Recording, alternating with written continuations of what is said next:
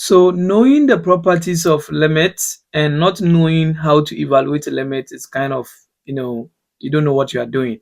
So now let's learn how to evaluate limit function by function. So in this video, I'm going to guide you how you are going to evaluate limits if a specific function is given. So stay here with me. We are going to take examples, and then I'm going to give you a trial solution, a trial question to do. So now let's start with how to evaluate a polynomial function. So polynomial function, we can assume you want to pick limits as x is approaching a of, let's say, p of x.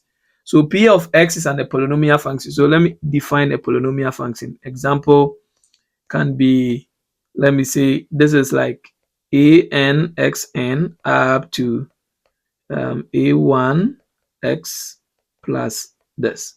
So this is a polynomial function. And how do we go through when we want to find a polynomial function? Now here we are doing this when the question is not asking us to use the properties of limit. If we are not using the properties of limit, then we don't need to go through the properties of limit. We need to use the shortcut. So this is a shortcut. Anytime I see a polynomial function, this is what I need to do. This is equal to p of a. So what did I do? I just set the x is approaching a to a. So x is approaching a. Now I set this one x is equal to a, and then when x is equal to a, I plug it inside and I have this. So with a polynomial function, we do one thing. We said do direct substitution. Direct substitution. So this is what is going to guide us. Anytime I see a polynomial function, I do direct substitution. We will take example in the same video for you to understand it better. So put it in mind. Anytime I want to find limit of a polynomial function, I just do direct substitution. Good. Now let's look at another function. What if the function is not a polynomial function but other function? For example, when the function is a rational function, what can we do? Talk about limit as x is approaching a, let's say a rational function. But this rational function that I'm having here is kind of like the quotient rule. So my rational function r of x is equal to f of x divided by gen of x, kind of something like this. So anytime I have a rational function, I'm concerned about the denominator, because anytime the denominator is 0, it means that something is going to happen, right? So basically that's what's going to happen. So now this can be written as limit s is approaching a, f of x divided by gen of x. So the concern here is when I solve this, I'm going to set the x to a. So I'm going to have f of a divided by gen of a, right? So when I set x to equal to a, x is equal to a, so I put the a here, I put the a here, I'm having this. But this one happens, what happens when a is equal to 0? The function will blow up. So this one is going with provided this. So what is the guide technique that we need to use? Anytime I see a rational function, the first thing that I need to do is to do direct substitution. So it's very important to know this. Do direct substitution. Anytime you see a rational function like this, do direct substitution.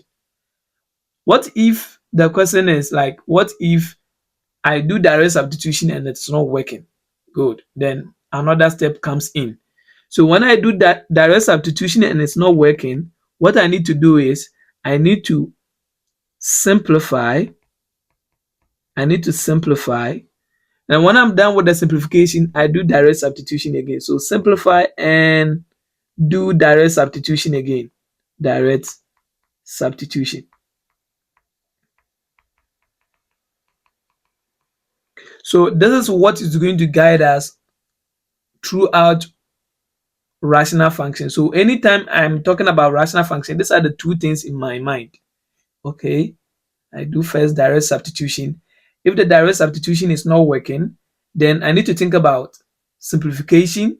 Then when I'm done with the simplification, I do direct substitution. But somebody is asking me, what if I do simplification and I do direct substitution and it's not working? Okay, that one will come under one-sided and two-sided limit. So we will talk about that one there. Okay, so this is basically limit of a rational function if I want to do it. As I said, we will take example here, so we will practice and see what we are going to do. Let's talk about another function. What if we have a rational function, but this rational function that we have involves a radical function? We know a radical function, right? Something like this, root of x, something like cubic root of 2x. These are radical functions. Now, if I have a function which involves a radical function, what am I going to do? Good. So let's also learn what we are going to do here. So let's assume that I want to find limit of this, and let's assume that this is a radical function. So let me do it r of x because it's a ration and a radical. So r of x. This is also going with the same idea. First, I need to set x to a and do direct substitution. So this one also goes with direct substitution. Direct substitution. But now when direct substitution is not working for me, then I need to do another thing. The other thing that I need to do is I need to find the conjugate, which we are going to take example to see that. So we are going to find the conjugate. We are going to find the conjugate of the function and we simplify. So find the conjugate, simplify, and do direct substitution again. So this kind of direct substitution is going to guide us throughout everything. So the only difference here is just here we just simplify and do direct substitution. This is, we need to find the conjugate before we can simplify and then we do direct substitution. So that is when we are talking about limit of a rational function which involve a radical function, r of x. Let's think about another function, right? And then we take example. Let's think about trig functions, because trig functions too, we can use them. So let's think about trig functions, and this, we are just picking 3 of them. Let's talk about sine, cos, and then the cotangent. So the sine, the cosine, and then the cotangent. What if I want to take a limit of this, guys? What is going to happen? Now, picking limits as x is approaching sine of a, sine of x, we know that sine is a continuous function. So I can write this one as, for example, I can write this one as sine a, because I know that sine is a continuous function. So this is, I'm setting x to be equal to a, and I just plug it in. So x is equal to a, and I'm done. What about cosine? Can I also do the same thing? Yes, we can do the same thing. We can set x is equal to a and just plug it in. But the big question comes in mind. What about cotangent? Can I also do the same thing? Cotangent of x. But we know that cotangent of x is basically equal to sine divided by cos. Yes, that's true. So now let's look at this. This can be written as this, sine a divided by cos this. And this is going to give us limit x is approaching a of sine x divided by limit x is approaching cos of this. And we saw that this is a continuous function, so we can just write it like this from here. And this is also a continuous function, but you can also write it like this. So basically, this is also the same as sine a divided by cos a, but provided cos a is not equal to 0, meaning like our a function is never equal to plus or minus, let me say, the odd functions like pi on 2, because we know that cos pi on 2 will be 0. So let me say n pi divided by 2. Is that right? Where n is odd. Good. Something like that. Good. So that is one thing that we also need to note under trig functions. But we have some properties that we need to learn under trig functions or identities. One, limit as x is approaching 0 of sine x divided by x is equal to 1. And this is also the same as limit as x is approaching 0 when I have the x on the top and sine x here. Now I'll talk more about this when we are solving the example. You see that this here is the angle and it's the same as the one in the denominator, and this is 1. Another thing that we need to also learn, we need to have it in our mind, is limit x is approaching 0, 1 minus cos x divided by x. This is going to give us 0.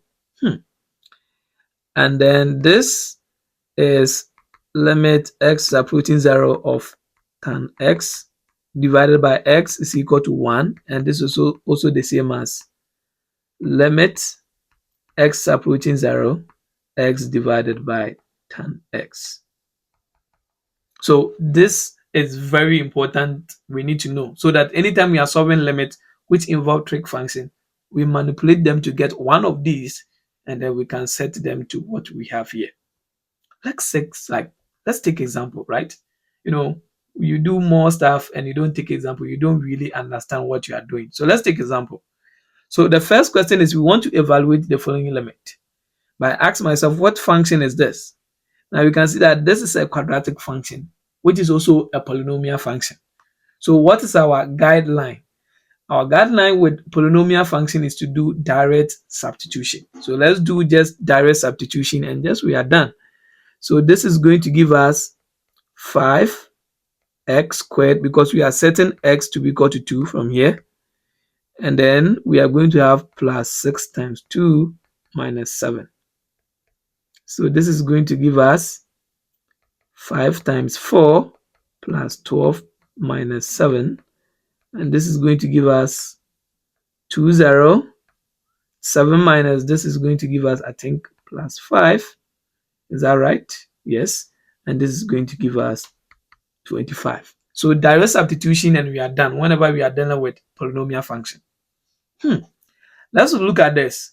We see that this is a rational function. But the question is, the first thing that we need to do is we need to do what? Direct substitution. So let's do it and see. I'm going to set x to be equal to minus 3. And I'm going to have minus 3 plus 2 divided by minus 3 plus 6. Let's see if something is going to happen. So the top will be minus 1 divided by 3. Oh, nothing happened. So we are okay. So you see, one thing about this, you don't need to get scared. All you need to do is try and do substitution and see. Let's take another example here. This is also a rational function. But let's try and then do direct substitution and see if this is going to work. Now, let's see. I'm setting x to be equal to minus 2. So I'm going to have 4 minus 2 squared minus 4 times minus 2 minus 24 divided by x squared, minus 2x squared plus 4 minus 4. Anytime you are dealing with a rational functions too, you need to think about the denominator. So here, since we're doing the direct substitution, I saw that, even though when I plug in the minus 3 at the denominator, I'm not going to get 0. So basically, that's where your concentration should be. So you don't need to do a lot of simplification. So for me to even do the top simplification, I'll do the down first and see if I'm not getting 0 before I can think of doing that complicated thing up there. So this is minus 2 squared is 4 minus 4, and this is going to be 0. So since the denominator is going to be 0, the first attempts failed. Direct substitution is not going to work. So what we just need to do now is we need to think about simplification. So now let's talk about simplification here. Now 4x squared minus 4x minus 24, let's assume that this is equal to This is equal to, I can factor 4 out and have x squared minus x. X times, I think 6 will give us 24. So let's try and factor this. So factorization. So if we are using calculator, you can just use the, I think mode equal to and 3. But oh no, mode 5 and then 3, then you just type this one inside, it will give you the factors. But if we're not using calculators, then let's see how we can do. So we want two values that when you multiply, we are going to get minus 6, but when we add, we are going to get minus x. So this is kind of minus 3x plus 2x minus 6. So minus 3 times 2 is minus 6, and then minus 3 plus this is this. So when we do that, we are going to have 4. Then the first term here, I combine it, and I combine the last term also here. So I'm going to have x out, x minus 3, and then the one with the green will be 2 out, x minus 3 again. So I'm going to have 4. I can factor this guy and this guy out, x minus 3, and it will be left with x plus 2. So x plus 2. So this is the factor. So I can write this one as limit x approaching minus 2. The top will be 4 x minus 3 x plus 2 divided by, then what is x squared minus 4? This is difference of 2 squares, so this is the same as x plus 2 x minus 2. Is that right? Good. So the down will be x plus 2 x minus 2, and this guy will cancel this guy nicely. So what can we do again? Now let's see. We are still in the process of simplification. So limit x is approaching minus 2. This is 4 x minus 3 divided by x minus 2. Is that right? Good. So now, can we do any other simplification? No. So the next thing that we need to do is we need to do another direct substitution. But when I'm doing direct substitution, I think about the denominator. So minus 2 is minus 4, which is not 0. So it means that this is going to work. So 4 times minus 2 minus 3. So I'm setting x to be equal to minus 2 divided by minus 2 minus 2. This is 4 times minus 5 divided by minus 4. And this is going to be 5. Or if I need to write, this one is going to be minus 20 divided by minus 4. And this is a big 5. So these are the tricks that you need to know. And if you know these tricks, you'll be able to perform this limit questions very, very fast. Now let's look at the one that I also talked about. We have a rational function, but this rational function is with what? A radical. How can you do it? So the first thing to do is we need to do direct substitution. But look at the denominator. When I set x is equal to 1 and I plug it in here, you see that 1 minus 1 will be 0, blew up. So I don't have any choice. I need to move to the second step, which talks about conjugate, simplify, and do direct substitution. So let's do that and see what we are going to get. So conjugate means that if I have limit x is approaching 1 of square root of x plus 3 minus 2 divided by x minus 1, I need to multiply this function by 1, but not just 1. I'm going to pick the function, whether the numerator or the denominator, the one with the square root. So the one with the square root is this one. So I'm going to pick it and find the conjugate. So this is going to be x plus 3 plus 2. So I change the sign here to plus. If it is a plus, this becomes minus, divided by the same thing again at the down, plus 2. You see that this can cancel this. So basically, I'm multiplying the function here by 1. So I've not changed anything. Now let's look at how we can simplify this. Now this is this. Now, the idea of doing conjugate here is to do cancellation. We should be able to cancel in the form of simplification. So this is what you need to have in mind.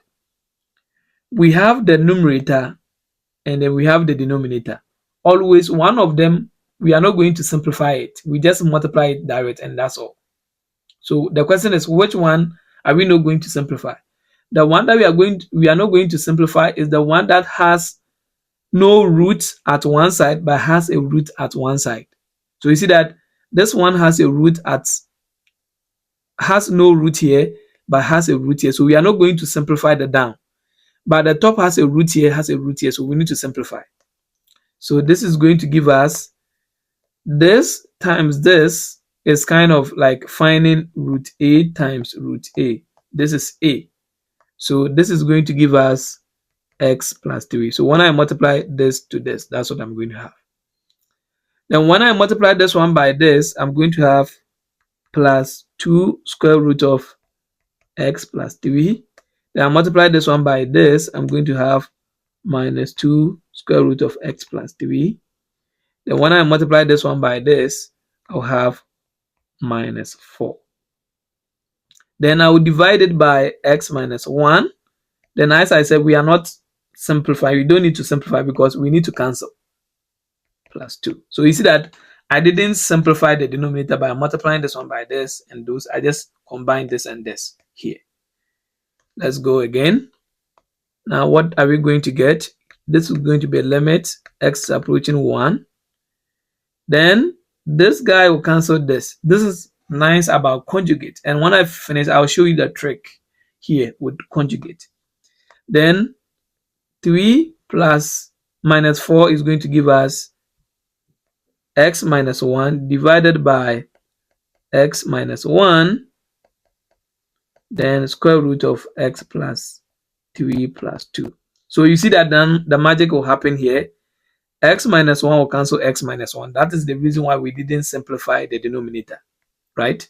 So this is going to give us limit x approaching 1. Then we are going to have 1 divided by square root of x plus 3 plus 2. Now let's now set, since we are done with the conjugate and simplification, let's set x equal to 1 and see what is going to happen. So this will be 1 divided by square root of 1 plus 3 plus 2. And then this is 1 over square root of 4 plus 2. This is 1 divided by 2 plus 2. Oh, nice. And this is going to give us 1 over 4. So this should be giving us 1 divided by 4. So this is how we are going to tackle rational functions that involves radical function. So if you understand this, you don't need to watch any video again. You should be able to solve all questions under this. So this is how it's going to be. It's just the values that are going to change. Yeah. Let's talk about the last one here and then we are done with this, right? Good. So let me talk about this one. So this one too is going to be the same thing that we did, but you see this one involves two radicals. The question is that. So what are we going to do here? Very simple, similar to what we did above. So same thing, limit as x is approaching 0, root of 2 plus x minus root of 2 divided by x times multiplied by 1. We pick the one with the radical, 2x, 2 plus x plus this divided by root of 2 plus x plus root x. So we just pick the top and we just find the conjugate, right? Now let's do the multiplication and see. So as I said, always don't simplify one of them, whether it's going to be at the top or down. So this one has no root and this has root, so we are not going to simplify this. We simplify the one with root at this side and root at this side. So multiply this by this is going to give us 2 plus x. And the one thing about conjugate is when I multiply this term by this and multiply this term by this, it's going to cancel out as we saw from here. So you see that the only thing that we could have done here is just to multiply this by this and then this by that and to have something like this. Like this one will just go away. So I multiply this one by this, I'm going to have this, and multiply this one by this, I'm going to have this. So when it is conjugate, for me to go faster, I'll multiply this one by this. Then when I finish, I'll just multiply this one by that. That's all. This work for conjugate. Don't go and complicate yourself when you are dealing with, let's say, x plus 1 times x plus 2. And you just do x squared and then 1 times this plus 2. This is wrong. Good. So work with conjugate. So now this times this, I know the middle term will go to 0. So I just need to multiply this and this. And I'm going to have minus 2 divided by, then I don't need to simplify the denominator. I just maintain it. So x plus 2 plus x plus root of 2. Then let's simplify. Limit x is approaching 0. The top will be just left with x, then x root of 2 plus x plus root of 2, and then the magic happens. So conjugate, always simplify, and then the magic happens. So limit x is equal to 0, 1 divided by square root of 2 plus x plus square root of 2. Plug in the 0, and then this is going to be 1 divided by square root of 2 plus 0 plus square root of 2, then 1 divided by square root of 2 plus square root of 2, and this is 1 divided by 2 root 2. So basically I can say that these are the hard work that we are doing. If we're able to understand this that we are doing, then you should be able to evaluate all limit questions. I will show you other tricks too as well. Let's talk about, the sign things that we learn. Now, for us to talk about sign and take examples on sign, note that when you see something like this, sin squared x is not the same as this. Good. So, but when I see sin squared x like this is the same as sin x all squared. This is true. Yes, this is true. But this is not true. Then when you see something like this, you cannot write it this way. You cannot factor 2 out because this 2 here is angle. So you cannot do that. But I can say that sin 2x is the same as 2 sin x cos x. This is a property under trig, right? So what I was doing is I pick sin x plus x and use the expansion. Sin a, cos b, sin b. And then this is what I'm going to get at the end of the day. So whenever you are dealing with limit, know this. And then record that we just talked about this, and then we said this is true. So this is equal to 1 is the same as this. This is 0, and this is that. So we are going to take example, and we are going to use these ideas that you've learned to do it. Good. So now we just learned that when I see this is the same as that. Is that right? So it means that this is the same as limit x is approaching 0, sin x all squared. Indeed. And this is also squared. Now we know this property that if I have a squared divided by b squared, this is the same as a divided by b all squared. So this is going to give me limit x is approaching 0, sin x divided by x all squared. Now remember, we need to use one property of limit, which says that if I have power rule, right? If I have a power, this one can be written as limit x is approaching 0, sin x divided by x all squared. So the limit can enter the parentheses and go and perform the functions, and then we are done. Now we know that this is equal to 1. So that's the reason why I said we should remember that. So if that one is equal to 1, then I'm going to have 1 squared, and this limit is equal to 1. Very nice. Good. I'll give you some try examples to do. So just watch what I'm doing here and understand it, right?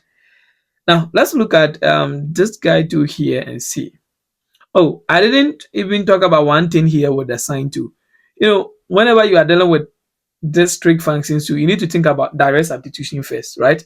So this one I should have thought of direct substitution, but when I plug in 0 here, it becomes 0. So it means I cannot do that. So now let's think about this. Now do direct substitution here and the down will not be 0. So I don't need to think about manipulating this to suit one of this. So that's what you need to pay attention to. Direct substitution is always the key, which gives you the way to know that whether you are doing the right thing or not. So this one, since the denominator is not going to be 0, I'll set x to be equal to 1 and have sine squared pi times 1 divided by 1 plus 1. So this is going to be sine squared pi divided by 2. This is the same as sine pi all squared divided by 2. But what is sine pi? Sine pi is 0. So I'm going to have 0 squared divided by 2, which is equal to 0. Very nice, right? Let's take like 2 or 3 examples, then I'll give you a try example to do. As I said, direct substitution. Let's do it. Put 0 here and the down will be 0. So it means that this is not going to work. But I know that when I see sine and I see x at the denominator, I'm going to get 1. So since I have sine here and then x at the denominator, I can just split this and then see what I'm going to get. So this one can be written as sine x, limit x is approaching 0.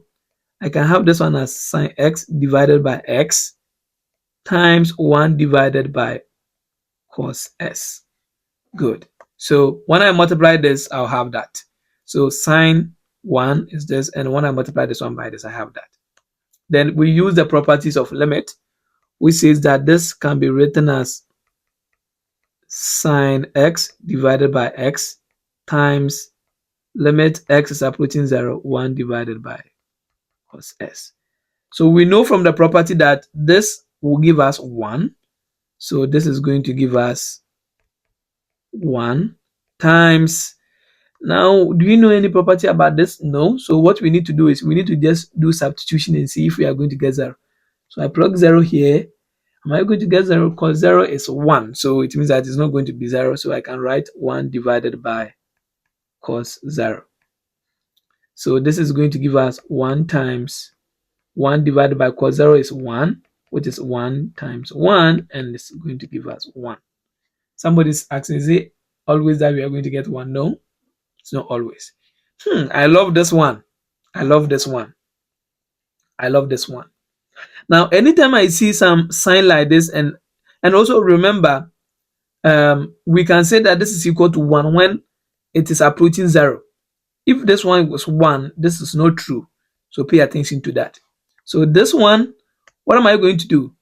Now, one thing that I want you to know is, for us to say that this is equal to 1, then let me write it here for you to see. Limit x is approaching 0 of sine x divided by x. Then the angle here should be the same as the denominator. I mean, the angle should be the same as the denominator. So if you look at the angle here and it's not the same as it, then you need to manipulate the denominator so that it suits the angle. And that's what you are going to do here. Now the angle here is sine x. So we need to make sure that we have sine x at the denominator. So what can I do? I can write this one as limit x is approaching 0 sine x divided by x times, since I want the denominator to have sine x, I'm going to multiply this one by 1 by saying that sine x divided by sine x. Do you see that? This is so beautiful. So I want the denominator to have sine x, so I need to multiply this one by sine x, this one too also by sine x. So what am I going to get here? This is going to simplify to limit x is approaching 0. Then I can swap this and this because multiplication is commutative. So I can have this one to be sine x divided by sine x times sine x divided by x. So what did I do? I just swap this and that. This here and this here. Then we can use the properties of limit. This can be written as limit x is approaching 0 sine x divided by sine x times limit x is approaching 0 sine x divided by sine x. Now imagine what we are going to get for this. This is so beautiful. This is going to give us 1. Why? Because the angle here is the same as the angle here. So if I let's say sine x to be equal to, let's say, x. So if I let this one to be equal to sine x, then you see that this becomes x and this also becomes x. And this is the property that we learned, right? So basically, that's what we are going to get. So this will become 1. And indeed, this one too is 1. So this is going to give us 1. Nice manipulations, right? Good. Let's do the same thing for this one. I think this one, we have last 2 questions and we are done with this video. Now, this one we want to look at limit x is approaching 0, sine 2x divided by 2. When I finish, I will show you, some objective way of doing this, right? Now, this one, if it's on objective, I see that the answer is going to be 2. The answer is going to be the value here. Why? Because we are going to multiply this by 2 over 2, because the angle here is 2x, but I have x already here. So since I have x already here, then I just need to multiply by 2, because I can multiply 2 to this and get 2x. Good. So this is going to give us limit x is approaching 0, sine 2x. So let me put the 2 here, divided by 2x. So what did I do? I multiplied this one by this, giving us this, and multiply this one by this, giving us that.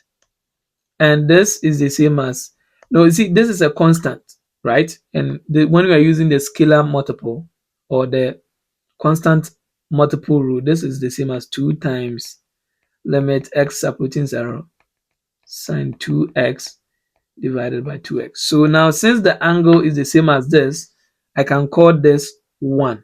So I'm going to have this one to be 2 times 1, and this is going to be 2. So objectives, I just see this, and this is equal to 2. That's the trick. Now let's look at this one too. This one too is going to be the same thing that we just did, but this is going with a tan, and the answer should be 5. So I'm going to have tan 5x divided by x. I multiply this one by 5 over 5, because this is 5x and I have 5 here. So I'm going to have limit x is approaching 0, 5 times tan 5x divided by 5x. This is 5 out using the constant multiple rule, approaching 0, 5x divided by 5x. And we know that this is going to give us 1, right? The whole of this is going to give us 1. So we are going to have 5 times 1, and this is going to give us a big 5. All right. So these are the tricks all that you need to evaluate a limit function. So I'll just give you a trial question for you to try. So basically, evaluate the following. This is a polynomial function. We have, you follow the same trend that we just did. But the only thing that I will show you here before you start the thing is this.